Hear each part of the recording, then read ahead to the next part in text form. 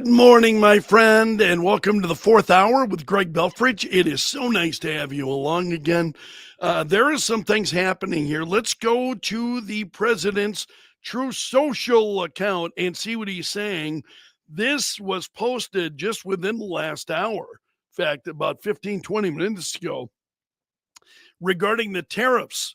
He said, based on Ontario placing a 25% tariff on electricity, I've instructed my Secretary of Commerce to add an additional 25% tariff to 50% on all steel and aluminum. Yes, I can't say the word. Aluminum coming into the United States from Canada. President saying one of the highest tariffing nations anywhere in the world. This will go into effect tomorrow morning, March 12th. Also, he says Canada must immediately drop their anti-American farmer tariff of 250 to 390% on various U.S. dairy products, which has long been considered outrageous. I will shortly be declaring a national emergency on electricity within the threatened area. The threatened area, by the way, is Minnesota, Wisconsin, and one other. So the president said, if other egregious long-time tariffs are not likewise dropped by Canada, he said, I will substantially increase on April 2nd the tariffs on cars coming into the U.S., which will essentially permanently shut down the automobile manufacturing business in Canada. Those cars can easily be made in the U.S. Also, Canada pays very little for national security, relying on the United States for military protection. We are subsidizing Canada to the tune of more than $200 billion a year, he writes. Why? This cannot continue.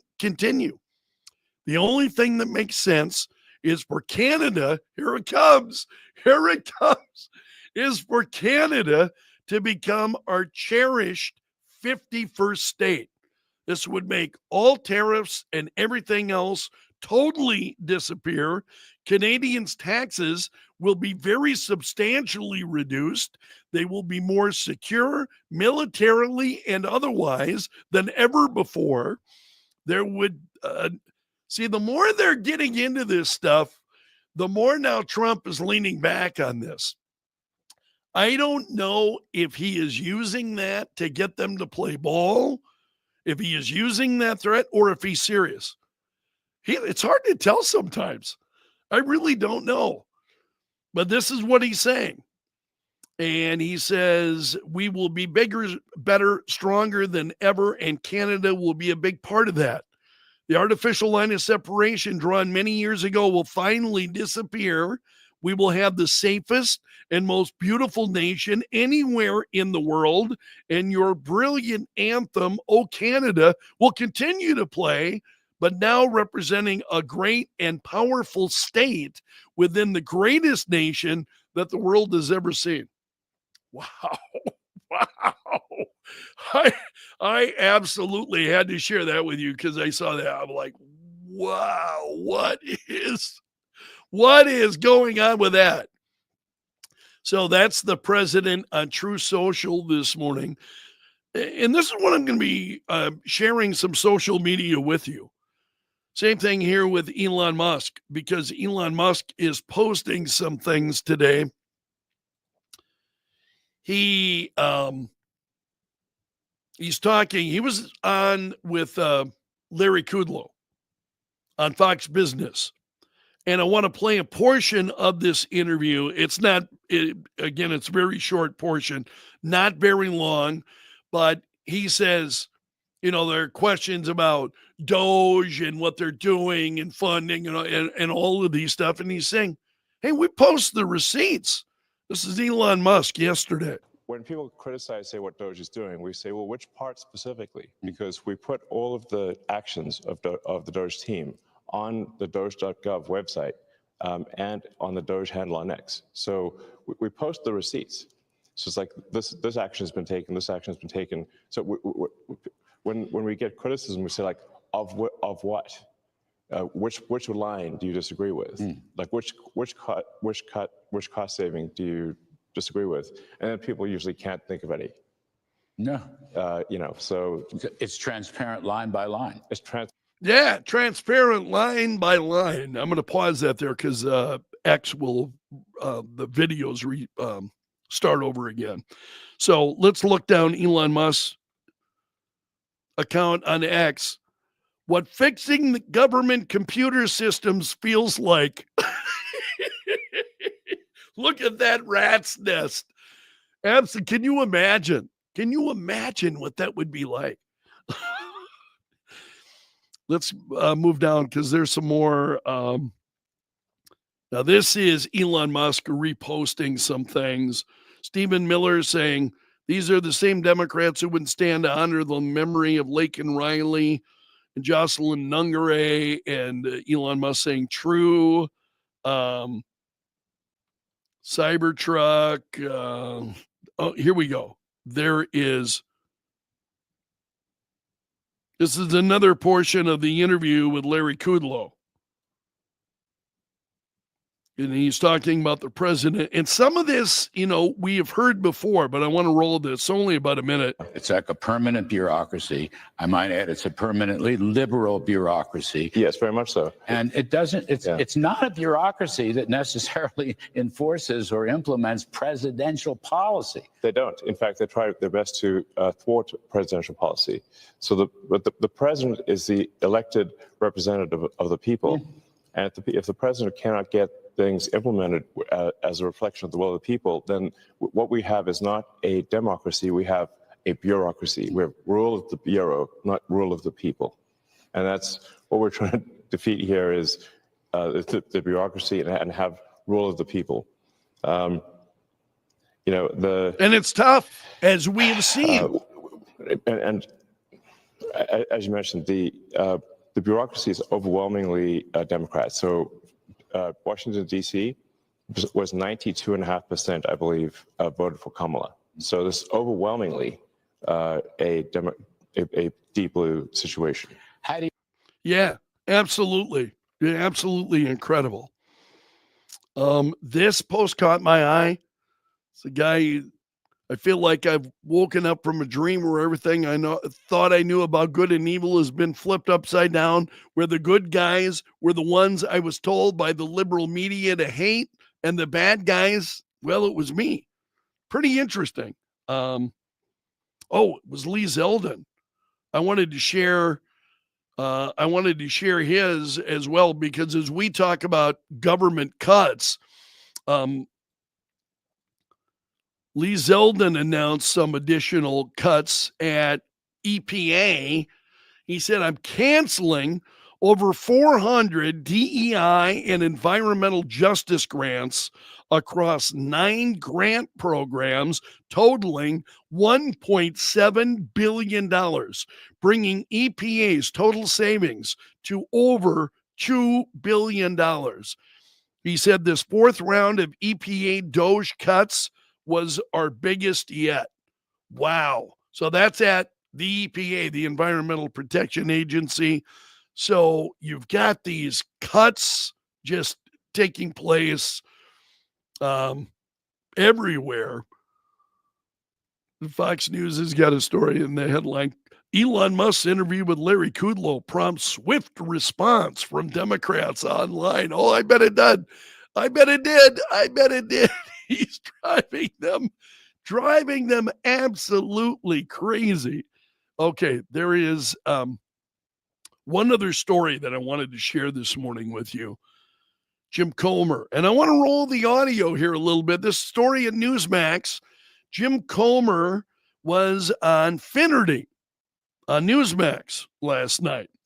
And he was talking about this CR that they would be voting on today, because the vote on that comes up today. and he was talking about it. And we'll start here with a question from Finnerty, and then the answer from Jim Comer. We talked about this a little bit this morning about Representative Thomas Massey and his comments, and so Comer is responding to this. They know each other, and I thought you might appreciate what it is that Jim Comer is saying. Mr. Chairman, great to see you. Your district borders Thomas Massey's district. He is always a no vote on this stuff. And what's got my attention is he's a no vote without a solution. When does Thomas Massey decide to play ball with the rest of the Republican Party? Amen. Well, Thomas is a guy I've known a long time. We go back to before we even got involved in politics, and he's a principled guy, very intelligent guy. I disagree with him here. The difference between the government funding the government today versus funding the government a year ago is that Donald Trump's president. We've got a lot of grant funds that have been identified not only by Congress, but by DOGE and Elon Musk. The quicker we can get that continuing resolution passed, the quicker that they can go in there and claw some of this government money back, some of these grants that the president mentioned. You hear what he's saying there? The sooner they pass this, the sooner that DOGE can get in there and take some of that money back, which is what we have been seeing. So I really appreciate what Representative Comer is saying here. Let's play this a little bit longer. Address to Congress, some of the grants that Elon Musk has tweeted about. There's still an opportunity to claw that back, and that's billions and billions of dollars that can be saved. The problem with the continuing resolution is that the Senate has to pass it as well. It has to be 60 votes in the Senate. So the Democrats want to spend more money. Republicans want to spend less money. The compromise is flat spending, no increase in spending. And I wish that Thomas would work with us, because if we don't pass this continuing resolution, we're not going to pass the Trump agenda. And the Trump agenda is going to be in the next bill, which is the budget reconciliation bill. Well, and this is why you heard the president, as I shared with you this morning. In fact, I'm going to pull up his True Social account again, so you can see his comments regarding Massey last night, that President Trump really was not very happy with him. And I will share more. Here, let's go back to the president's True Social account. And specifically, there was, here it is. He thanked the House Freedom Caucus, and then he said, sometimes it takes great courage to do the right thing. Congressman Thomas Massey of beautiful Kentucky is an automatic no vote on just about everything, despite the fact that he has always voted for continuing resolutions in the past. He should be primaried, the president says, and I will lead the charge against him. He's just another grandstander who's too much trouble and not worth the fight. And the president goes on here. So I don't, and you're hearing Jim Comer speaking much differently here about Thomas Massey, but I think the president's frustration is very clear. And you'll also hear that a little bit from Jim Comer in terms of, and I talked about it as well a little bit on the air this morning, that, this is, I understand being principled, but also understanding that maybe you're not getting everything you want, but are you making pragmatic progress? Are you making progress closer to your goals? Or are you standing firm to your principles and getting nowhere? See, I think Massey right now standing firm to his principles and getting nowhere. And to me, if you're serving as a member of Congress, that's not the strategy America needs right now, I think. So we'll see what happens with that. Jim Comer's saying he's hoping that Massey is going to come around, but as to whether or not that's going to be the case, we'll see. Taking a look at some of your comments here. Sean, Canada is the 51st state. President Trump Please keep setting the leftists on edge. Do you think he's serious about that? Canada is a 51st state? I really don't know whether or not he is. Edgy's got some thoughts on this as well. We knew this was coming with Canada's new PM. He wants to play hardball with the U.S., but he's playing from the weak position. Would have worked with weak libs, but Trump plays by his own rules. I totally agree. Totally agree with that. Denise saying everyone is complaining about tariffs that we're putting on other countries, but most are matching what they put on us, which is a great point, Denise. And again, as I have said, if you want to avoid the tariffs, buy American. Start buying American. You want to avoid the tariffs, you don't like the higher prices, then you don't have to pay them. Then find, prices that you can live with. I just think that you're in control. The American consumer is in control. Nobody has got a gun to my head and saying I've got to spend money in a certain way. So a number of comments here about the EPA. Sean saying the EPA needs to be the next agency to be dismantled, responsibility given back to the states. Edgy saying, yeah, it's a nice sounding name, but they're corrupt to the core. Staff predominantly. Well, I don't know about this. But I appreciate your comments. I mean, I don't know enough about the EPA. I think, Edgy, of the way that you describe it, I think that would be true of the federal government generally. Of those who are in the federal government, that you got a good number of people who are tree-hugging fundamentalists. I think it's not just the EPA. That might be greater than that. Steve saying the EPA was the